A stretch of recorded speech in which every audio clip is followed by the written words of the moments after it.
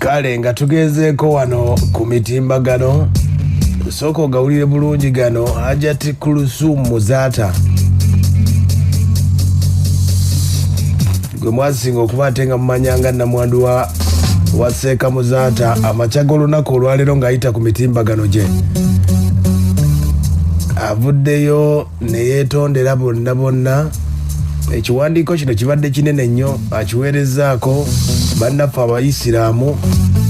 aweerezaako bannaddiini bonna bannabyabufuzi abakulira ebyobuwangwa bannayuganda abawanga ebweru we Uganda abali mu kisaawe ky'okusomesa bonna abakwatibwako ensonga eno ng'ekimuwandiisiza ebbaluwa eri etya yakwawukana ne munywanyi we gwe bayita badde bamuyita Akram Gumisiriza. Bw'oba ojjukidde bulungi nnyo Seeka Muzaata yafa mu Desemba 2020 yafa 2020 we yafiira. Kati ono Kulthum ekiwubalo ky'obwannamwandu n'agamba kayeefunire inginiya Akram obudde obwe yalinga South Africa eyo ng'alina emirimu gy'agattagatta era bamitinga 2022 ne batongoza enteekateeka yaabwe 2025 ekintu kiremeddwa wabula ebbanga esobodde okuba ate nga litambulira mu mukwano gwabwe Akram ono wadde bamukubamu ebituli nga bamu bagamba nti mufeere ebyakola tebitegeerekeka era emboozi yakasembayo ku mitimbagano oba ogigoberedde akadde kanawangalire mu Amerika nti ayina emisango gye yakakola mu nnaku nga 2 era emboozi yesinga okutambula nti yabikola eyo sayidi z'omu Amerika. Waliwo n'omuyimbi emboozi gye batuusaako nti Akram ayina emboozi etaali nnungi ku muyimbi yava wano naye ng'ali mu Amerika wabula ng'omukyalo ono abadde ajja ng'amuteerawo ekikono ng'amuwolereza byonna naye agambye nti byonna bikoze bitya. Mu kiwandiiko ky'awandiise agamba yeetondedde bonna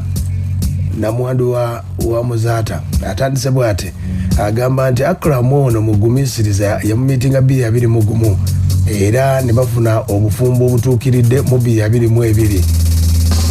agamba nti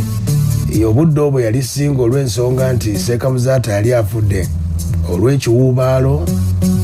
n'agamba kasobole okuba ate nga akwatagana ne Akram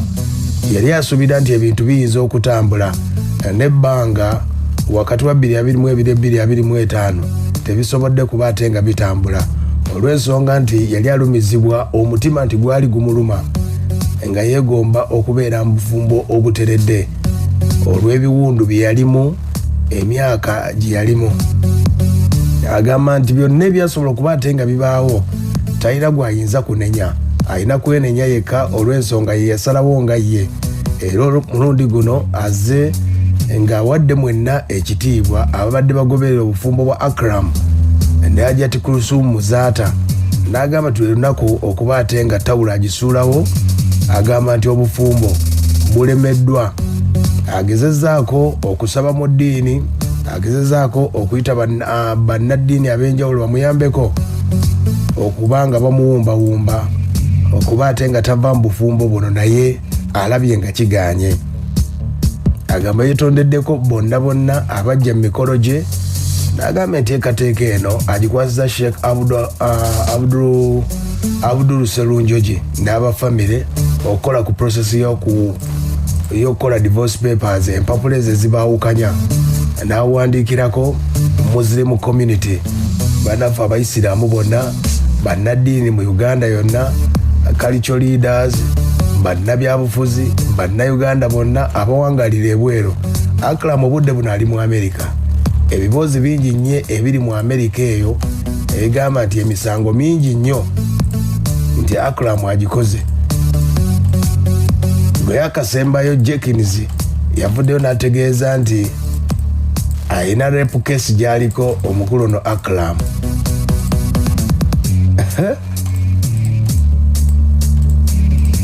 Kati nno kyekiwandiiko ekyo okuvaako ewa Dr. Hajati Kulthum Muzaata era erinnya lizzeewo kati takyali Dr. Hajati Kulusumu gumisiriza azizaawo eryamuzaata bwekyayimiridde nno ku mutimbagano wa mugobedde bamugobedde we batyo mu nteekateeka eyo